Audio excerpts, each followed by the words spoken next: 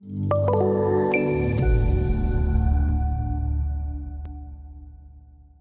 right, let's go ahead and jump in and do this. So what we're going to, everything from here on is going to be live inside of MicroStation.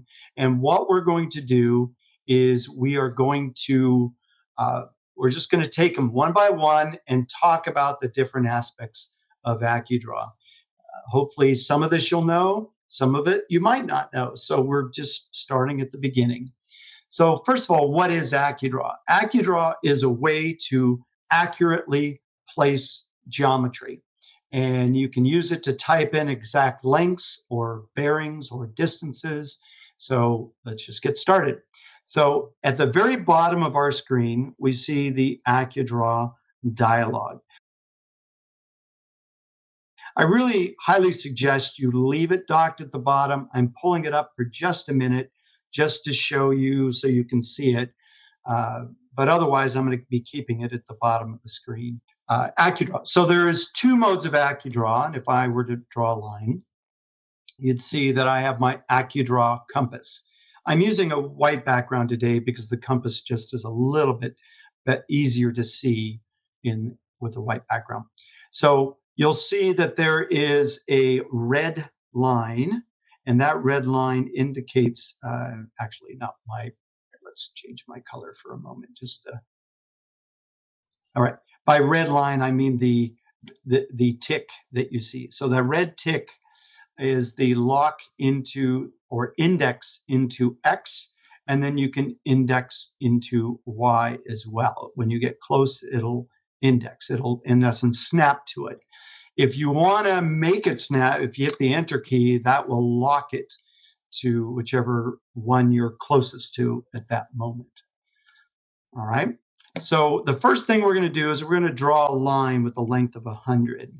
I'm going to repetitively show you something that I find very useful, and that is control tentative. If you hold the control key and do tentative, for me, that's the left and right mouse buttons, you'll see it moves your origin of Accudraw to a location so that I can measure. I can come across, and I've just stuck a point up here. So I'm going to hit the Enter key to lock the direction and do a data right there.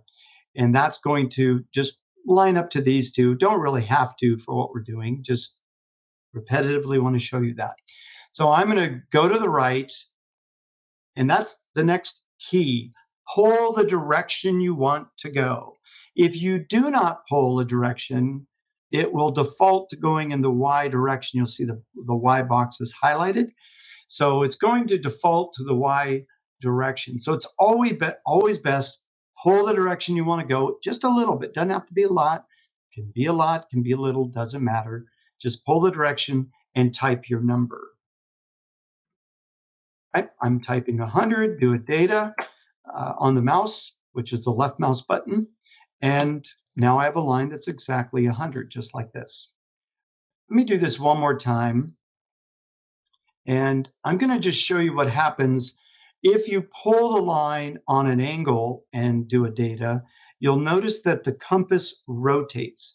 This is the context sensitivity of Accudraw. And if I were to do GS, you'll see the context sensitivity is on. So that's why it rotates the compass. You could turn that off if you wanted to. And if there's a case where you don't want it to rotate. It turns out there's also in the Smart Line tool, which is what I'm using, you can also turn off the Rotate Accudraw right here. That doesn't turn it off permanently for everybody, it just turns it off for Smart Line. If you want to rotate the compass back, you do a V for view, that rotates it back. One other little point I want to make, if you go straight up, you'll notice that it did rotate the compass, and now this is my X and this is my Y. And that throws people off if you're looking and you're going, but I'm moving in an X direction, but it's highlighting the value. You'll see that the Y value is changing. All right, so just pull the direction you want to go and don't worry about what box is being, the value that's going into. If it really bugs you, you can type V for view, and then you'll see that now you're going in an X direction. All right, one last thing, and then I'm going to dock this back down at the bottom. And that is a common mistake that new users use is they want to backspace away that number before they type the number. Don't do it. If the number isn't locked, if X isn't locked, then when I type 1, it automatically clears the value that's there and allows me to type my 100. If you backspace and you think, oh, I need to backspace. Well, what's going to happen when you get all the way to the very last digit? It's going to put the number right back again. So don't try to backspace. Just type your number and you're good to go. And that's so much easier that you don't have to try to figure out how many times to backspace. Now, if you made it, let's say I wanted this to be 105. Yes, once you started to type it, if I type it wrong, you can backspace to type your number, but normally you're not going to need to do that. Okay, let's dock that down at the bottom and let's move on to the next.